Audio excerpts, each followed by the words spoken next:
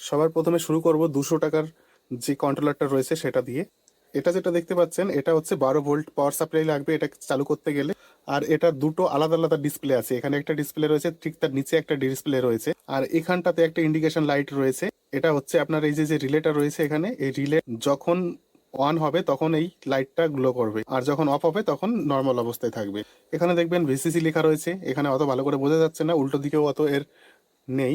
প্রথম যেটা রয়েছে সেটা ভিসিসি মানে +12 ভোল্ট এখানে যাবে, তার ঠিক পরেরটা এদিকে এখানে গ্রাউন্ড, আর পরের দুটো হচ্ছে সুইচের, মানে সুইচের কানেকশনটা আমরা যেরকম করি লোডের সঙ্গে ঠিক তেমন এখানে কানেকশন হবে। আর এর হচ্ছে রিলেতে আপনার কত অ্যাম্পিয়ার লোড নেবে, লোড ক্যাপাসিটি রয়েছে 250 ভোল্ট, এসিতে আপনার 10 অ্যাম্পিয়ার কারেন্ট লোড নেবে, আর যদি ডিসি লোড হয় তাহলে 14 ভোল্টে 20 অ্যাম্পিয়ার ডিসি নেবে। তারপরে এখানে রয়েছে সেট, এই যে প্রথমটা রয়েছে সেট, তারপরে এটা রয়েছে নেগেটিভ, এটা রয়েছে পজিটিভ।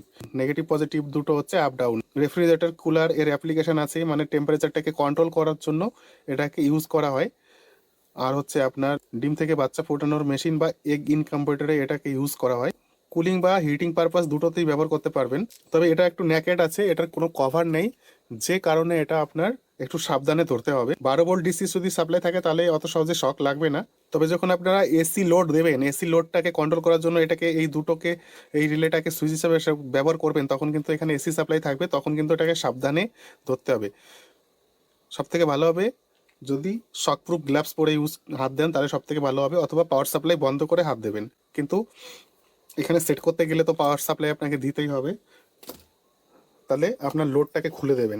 সেট করতে গেলে পরে নর্মালি যেরকম মাইক্রো কন্ট্রোলারগুলো থাকে, সব মাইক্রো কন্ট্রোলারগুলোর সেটিং একরকম থাকে না, তবে বেশিরভাগ একই রকম থাকে। তবে এটা সেট করতে গেলে পরে আপনার এখানে উপরের ডিসপ্লে যেটা দেখাচ্ছে 17.8 ডিগ্রি সেন্টিগ্রেড, এটা ডিগ্রি সিটা এখানে আবার দেখাচ্ছে না, ডিসপ্লেটা ছোট এবং এটা একটু চিপ কোয়ালিটি, তবে অতটা খারাপ না, ভালোই আছে। আর নিচে একটা ছোট ডিসপ্লে রয়েছে, এটাতে আপনার সেট ভ্যালু দেখাবে, এটা প্রেজেন্ট ভ্যালু দেখাবে, মানে বর্তমান যা টেম্পারেচার আছে সেটা দেখাবে, আর নিচেরটা সেট ভ্যালু দেবে, মানে আপনি যত ডিগ্রিটা সেট করে রাখবেন টেম্পারেচার কন্ট্রোল করার জন্য, ঠিক তো সেখানে দেখাবে নিচেরটা। কিন্তু নিচেরটা আমি নিজেই ভালো করে দেখতে পাচ্ছি না, মোবাইলে হয়তো অত ভালো দেখাও যাচ্ছে না।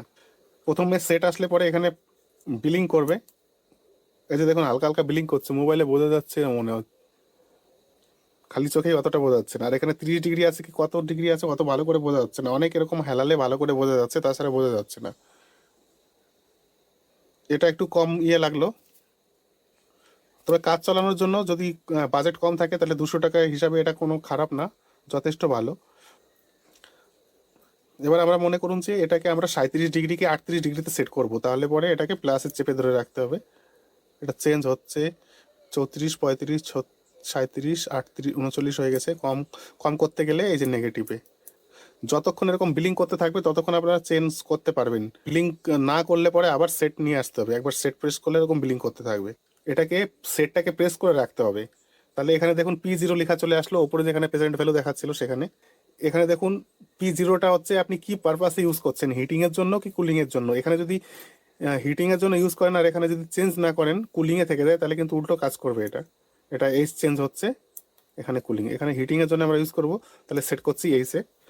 তারপরে আবার সেটটাকে প্রেস করলে P0 থেকে P1-এ যাবে। P1-এর সেটিংটা হচ্ছে আপনার ডিফারেন্স, মানে আপনার কত ডিগ্রিতে সেট করছেন আর কত ডিগ্রিতে আপনি অন অফ করতে চাচ্ছেন।